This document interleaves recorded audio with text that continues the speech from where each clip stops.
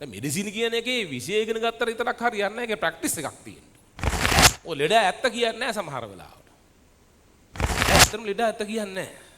මම පොඩි සිද්ධියක් කියන්නවා මේ මතක් වෙච්ච එකක්. මේ මගේ යාළුවෙක් කියපු එකක්.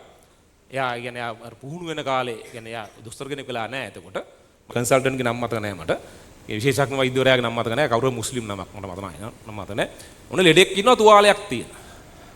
ලෙඩා කියන්නේ මේ වලක වැටලා මොකද්ද ලී උලක් කනුනද මොකද්ද තමයි ලෙඩා කියන්නේ. ඉතින් අර ડોක්ටර් මේ කන්සල්ටන්ට් ડોක්ටර්ත් එක්ක ආගේ යාළුවක් තියෙන අර ලෙඩාන්ගේ හිස්ටරි එක ලියා විස්තර ලියා ගන්නවනේ.